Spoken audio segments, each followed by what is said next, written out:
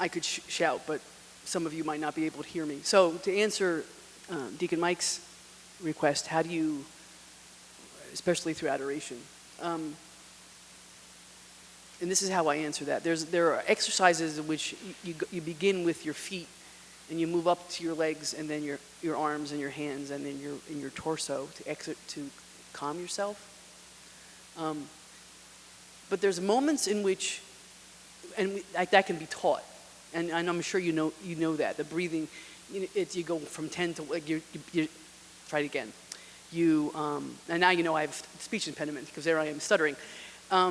You begin with your feet, and you sit straight with your feet flat on the floor, and your arms and your hands down on your thighs. And as you focus on your feet, and then you relax them, focus on your legs, and you relax them, focus on your arms and relax them. And as you focus on your hands and turn them up, then you focus on your breathing and make it regular and slow, and then you count backwards from 10 to 1. And you open up your being to the presence of God. That works. It takes practice. So that all you have to do is, if you do it enough, all you have to do is breathe in and breathe out, and you're centered. But sometimes, because of circumstances in our life, or even how the closeness of God is, there's a phrase that we have in my family called that, kids usually do a happy dance. It's when they're really happy, they go up. It's one of those happy, like, ah! There are moments in which we find, because of life, we find ourselves like that. God doesn't expect us to be quiet when we're jumping out of our skin. So pick up a rosary and walk back and forth. And that can be physical prayer. Our Eastern, the Orthodox faith has a chatsky, which is a Russian for the prayer beads. It can be prayed on a regular rosary. Jesus, Son of David, have mercy on us. I do that during my lunch hour at the diocesan office. I walk the parking lot praying that for the faithful, for the church. So there's ways in which if you physically can't center yourself, there are ways of praying using your body. God made us bodied spirits, so he doesn't expect us to be praising God like the angels do. We're not, because we're not the angels. So you have to take into consideration that. Does that answer your question? Yes?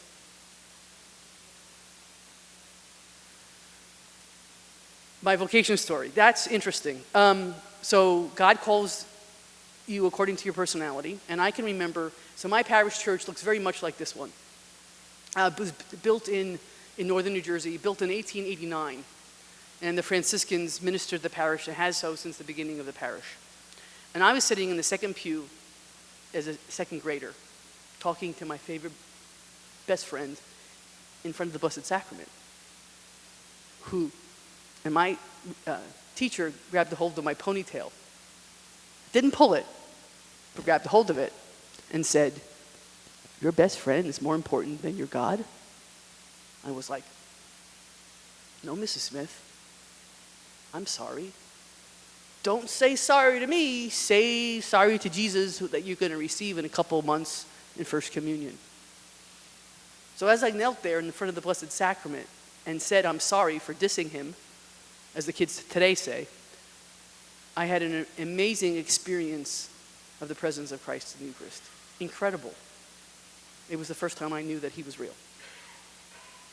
Okay, but life happened. I grew up, I went to high school, kind of put Jesus in the back burner. Before high school. In 8th grade, I was in a very serious car accident. It's a very serious car accident. My mother was driving a car, hydroplaned.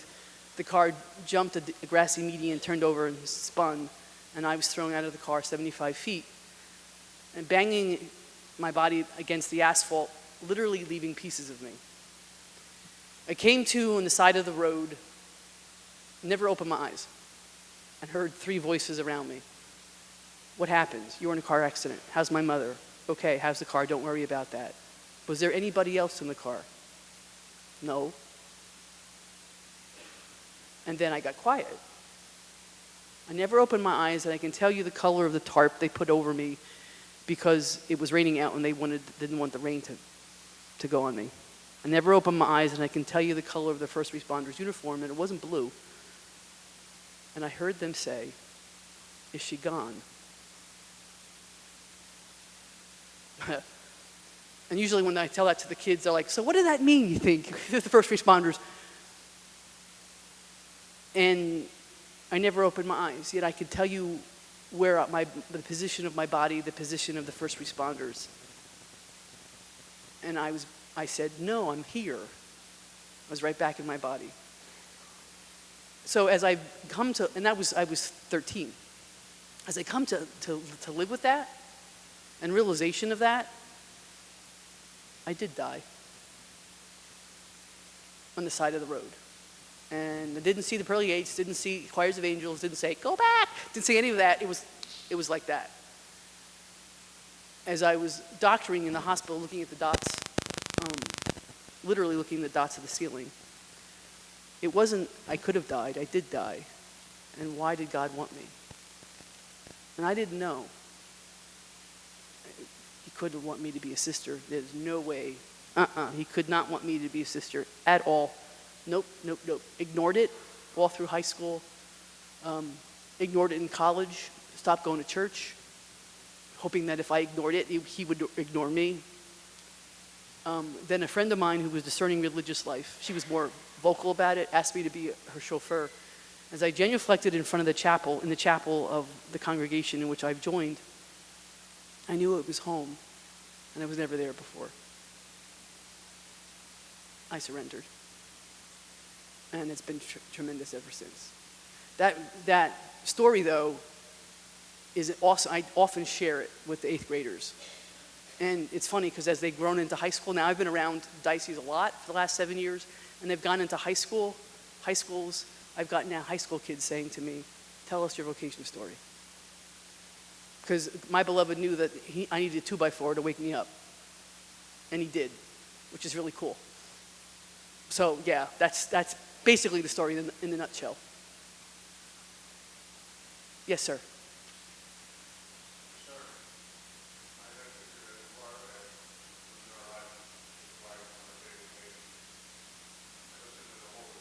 Mm-hmm.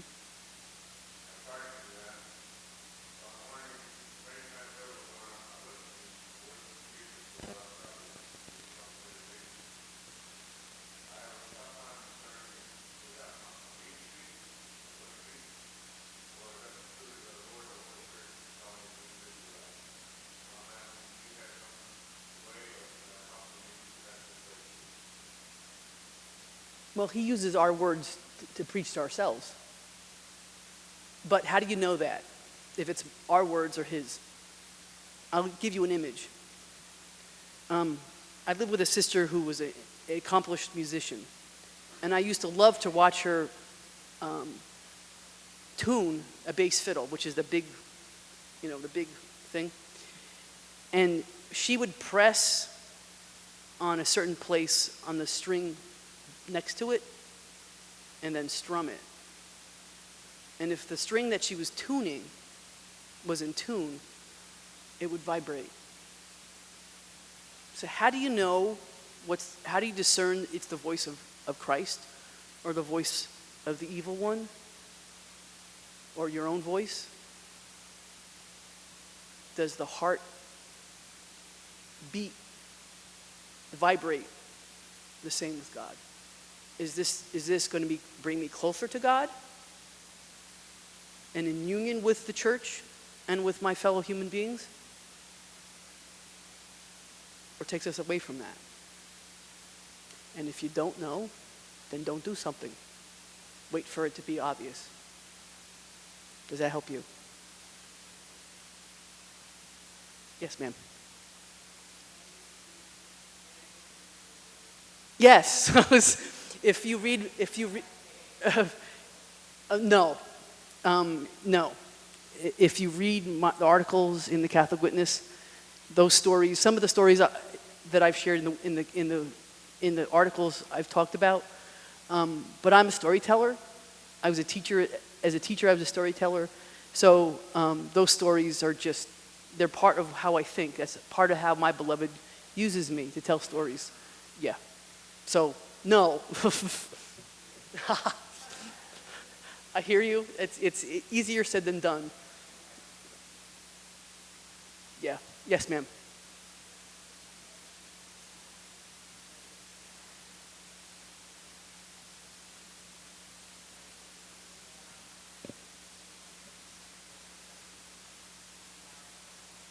Okay. I'm going to answer that with a question. Are you married? Children? When your child was 3 years old and came to you with mucus hanging down his nose and a card that said "Happy Birthday, Mommy," and all the letters are backwards, and said "Here," didn't you treasure that? Did you treasure? Yes, you did. Why? So think of the times in which we get distracted. The distractions are a gnat. Like we can't. Distractions are the gnat, but the prayer still is precious. As that 3-year-old gave you a card.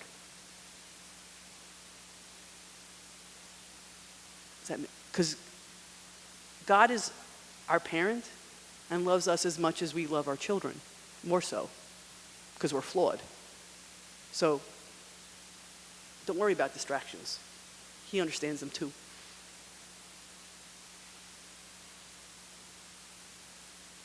Yes, ma'am.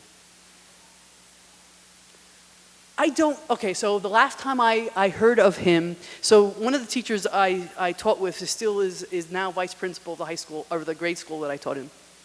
The last thing I heard, Miguel went into nursing and is working in one of the hospitals in New York City. So he's a male nurse someplace in one of the hospitals. That's what happened to Miguel. Yeah, it is. He was amazing. I said to him, I think the Trinity story, I said to him, "Can I quote you until I die?" And he goes, "Sure, sister, whatever." But he was just a different type of kid. He really was. Thank you for coming. Thank you for the gift of your presence. You know, coming out on a Saturday morning is a sacrifice, and I understand that.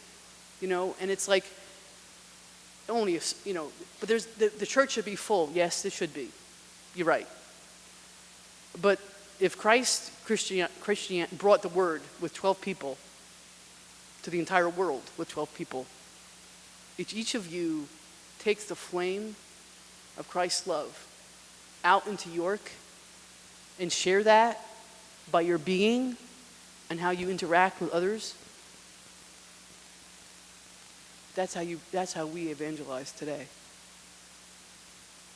Why are you different? Why are your words different? Where does your strength comes from? Eucharist. So, don't look on how empty the church is. Don't look on who's not here. You are the missionary for him in today's world. So light the fire of York.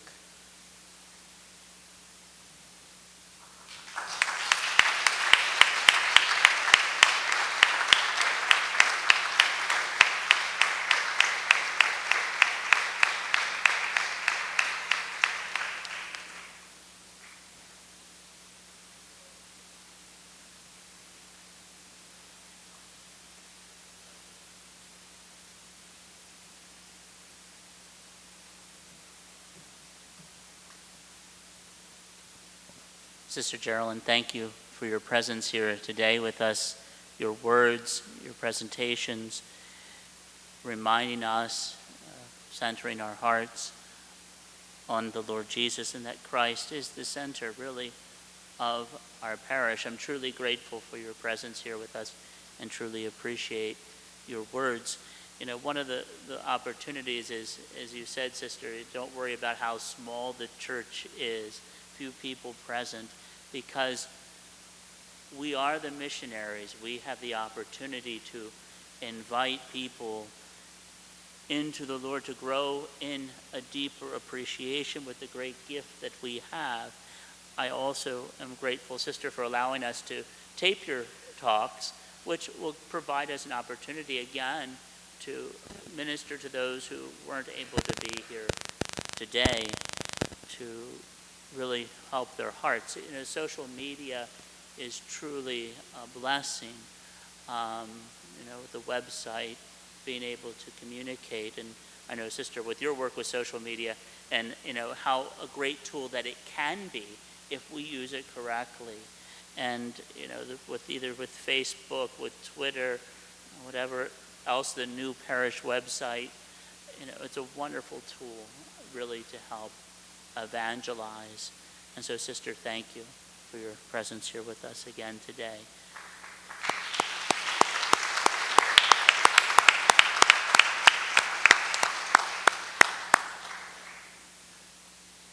And thank you also to all those who worked very hard to put this day together. You know, those who've helped with the luncheon following, and there is a luncheon following, and if you're able to attend, please do so. We do invite you to come over for fellowship. I'm grateful also for Ms. Pantano for the music for the Mass and for Holy Hour, benediction. And so I'm truly grateful. And I'm also grateful to all of you who came out this Saturday morning. As Sister mentioned, it is a sacrifice, and I'm truly grateful for your presence. And last but not least, as I've always been pointed out, I always say I'm always afraid with thank yous because I'm afraid that I'm going to forget somebody. And so I usually try to keep thank yous general. But the one thing I always say, and I've been pointed out at school masses, we really should thank the one who makes all things possible. And so with that, let us turn and say thank you to our Lord Jesus Christ.